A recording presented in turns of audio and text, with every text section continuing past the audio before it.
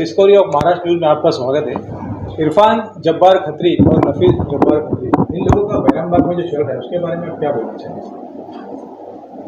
धन्यवाद, आपने मुझे आपके चैनल के लिए टाइम दिया। मैं संजय बेड़िया गिरगांवकर, मैं कई सालों से बीजेपी का काम मुंबई में देखता था। आपने ये दो लोगों का जो नाम बताया है, जब्बार खत्री और इरफान खत्री, ये एक तरफ से 2 नंबर का काम करने वाले लोग हैं। उनके एरिया मोहल्ले से मेरे पास में उनकी इतनी शिकायतें आती हैं। उन्होंने मेरे पास में एक प्लान है जिस पर कोई बिल्डिंग नहीं है, और उन्होंने 14 गरीब लोगों को बुद्धू बनाकर फ्लैट वहां पर दे दिए। प्लान में बिल्डिंग नहीं है, पर अस्तित्व में बिल्डिंग है। और 2 मीटर से 14 फ्लैट में लाइट दे रहे हैं। यह शिकायत मैंने अडानी से की। अडानी वालों ने मुझे कहा कि सर, हम कल तुरंत कार्रवाई करते हैं। सुबह अडानी के लोग आए, वो 2 मीटर की जगह 16 मीटर नए 2 घंटे में लगाकर चले गए। जो बिल्डिंग ही अनऑथराइज्ड है, जिस बिल्डिंग का कोई पेपर ही नहीं है, वो अस्तित्व ही नहीं है, अडानी ने 16 मीटर लगा दिए। एक सामान्य आदमी को मीटर लगाने के लिए 1 महीने की एक्सरसाइज करनी पड़ती है। उसे पोर्टल पर जाना पड़ता है, पोर्टल से रजिस्टर करना पड़ता है, डॉक्यूमेंट सबमिट करने पड़ते हैं, डॉक्यूमेंट्स वेरीफाइड होते हैं, फिर सर्वे होता है, उसके बाद मीटर दिया जाता है। मैं अडानी के विजिलेंस और चीफ से पूछना चाहता हूं कि 2 घंटे में आपने 15 से 16 मीटर कैसे लगाए? मैं 1 महीने पहले मैंने चीफ फायर ब्रिगेड को लिखा था।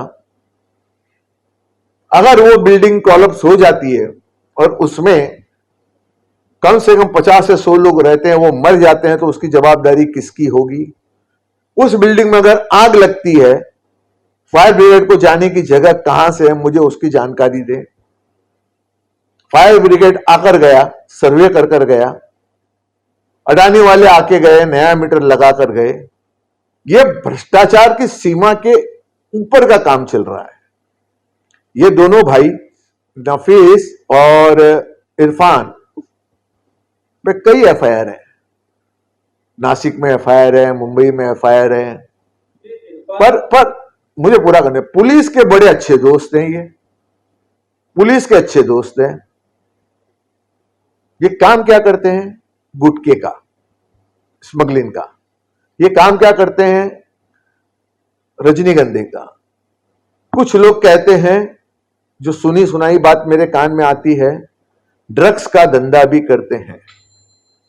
अब ऐसा व्यक्ति जो इनलीगल एक स्ट्रक्चर बनाता है, उसमें से लाखों रुपया कमाता है, और वो लाखों रुपया ड्रग्स और गुटखा खरीद कर व्यापार करके अपने आप को बड़ा करता है। यह चीज कहीं ना कहीं खत्म होनी चाहिए। इसलिए इस लड़ाई में मैं आया हूं। और इस बिल्डिंग के आजू बाजू जो कम से कम सैकड़ों बच्चे हैं जो ड्रग्स की चपेट में हैं, उनको मुझे बाहर निकालना है। और ये सबसे बड़े सप्लायर हैं, और पुलिस के कुछ अधिकारी इनके खास दोस्त हैं। मैं वो नेता नहीं हूं जो कंप्लेंट करता हूं, कॉम्प्रोमाइज करता हूं। वह काम मेरा नहीं है। मैं 0 टॉलरेंस पे काम करता हूं, सही मुद्दे पर काम करता हूं, और काम को अंजाम तक लेकर जाता हूं।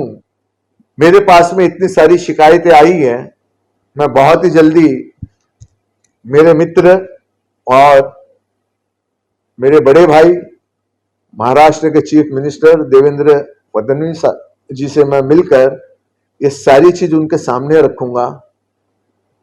ओशिरा पुलिस स्टेशन को भी मैंने इंफॉर्मेशन दिया है, पर इनका रोज पुलिस स्टेशन आना जाना है। ऐसा कौन सा व्यापार है जो इनको रोज पुलिस स्टेशन आना जाना पड़ता है? उसके सीसीटीवी निकाले जाएं। क्यों आते हैं ये पुलिस स्टेशन? ये कोई समाज सुधारक है? ये आते क्यों है, इसकी जानकारी मुझे चाहिए। और मैं ये सारी शिकायतें माननीय होम मिनिस्टर साहब से बात कर करूंगा, मुंबई पुलिस कमिश्नर से बात करूंगा कि बहुत से लोग इनसे परेशान हैं। इतना ही नहीं, सुना है कि दादागिरी भी करते हैं, मारामारी भी करते हैं, गाली गलौज भी करते हैं मोहल्ले में। तो इसका अंत होना जरूरी है। और ये ड्रग्स से लेकर इनलीगल बिल्डिंग बनाने तक के सारे काम पर कानूनी तौर पर, संविधान के तौर पर अगर मुझे आंदोलन करना पड़ा तो मैं आंदोलन करने तैयार हूं। अगर इनके बिल्डिंग वाले और वहां के लोग मुझे साथ देंगे तो हम आंदोलन करेंगे। और हमारा आंदोलन खत्म जब ही होता है जब हमारी मांगे पूरी होती है। उसके पहले हम अपनी आंदोलन कभी खत्म नहीं किए। आप मेरा पास्ट देख सकते हैं। बताएं सर, आपने कहा कि देवेंद्र जी से बात करेंगे, सीएम साहब से बात करेंगे ड्रग्स को लेकर। सीएम साहब का तो खुद ये कहना है कि ड्रग्स मुक्त मुंबई महाराष्ट्र करना चाहते हैं। तो क्या एविडेंस है इसे, जो आरोप आपके लग रहे हैं फिर भी, क्या एविडेंस है आपके पास? कुछ ऐसा सबूत, कुछ ऐसी बात? ऐसा है, सीएम साहब बोलते हैं ड्रग्स मुक्त करना चाहिए, तो सीएम साहब के पास में कितने एविडेंस हैं? उतने ही एविडेंस मेरे पास हैं। मैं कोई इन्वेस्टिगेशन एजेंसी नहीं हूं, मैं सोशल वर्कर हूं, मैं बीजेपी का नेता हूं। कहिए मुंबई पुलिस को कि इन्वेस्टिगेशन का चार्ज मुझे दे, मैं 24 घंटे में एविडेंस देता हूं आपको। ये इन्वेस्टिगेशन करना काम पुलिस का है, शासन का है, मेरा नहीं है। अधिकार दीजिए मुझे करने का। मैं सिर्फ देश का एक सभ्य नागरिक होने के नाते इसकी जानकारी पुलिस को दे सकता हूं और पुलिस को कार्रवाई करनी चाहिए। अरे एक ड्रग्स माफिया रोज पुलिस स्टेशन क्यों जाता है, मुझे यह बताएं आप। वो सीसीटीवी निकालिए, उसका काम क्या है? भाई वो कोई समाज सुधारक है? वह पुलिस स्टेशन में खाना देने जाता है? एविडेंस ढूंढना पुलिस का, शासन प्रशासन का काम है, मेरा नहीं है। इरफान जब्बार और नफीस जैसे आप दो जन के नाम ले रहे हैं, इलीगल बिल्डिंग बनाते हैं, तो ये एक्चुअली लैंड ये है किसी? ये लैंड वहां पर खाली पड़ी हुई है, किसी न किसी की होगी। मेरे पास में प्लान की कॉपी है, प्लान में बिल्डिंग नहीं है, मतलब बिल्डिंग ऑफिशियल तौर पर अस्तित्व में नहीं है। तो यह बिल्डिंग बीएमसी का भ्रष्टाचार, मैं उसके बारे में भी बड़ा खुल के हमेशा बोलता हूं। 80,000 करोड़ का बजट है बीएमसी का, तो बीएमसी का भ्रष्टाचार 1 लाख करोड़ के ऊपर है। और 1 लाख करोड़ के ऊपर ये तो एक छोटा सा भ्रष्टाचार है। तो बिल्डिंग ऐसे ही नहीं बनती। आप आपके घर के अंदर एक सामान्य व्यक्ति एक विंडो बना ले तो बीएमसी आके खड़ी हो जाती है।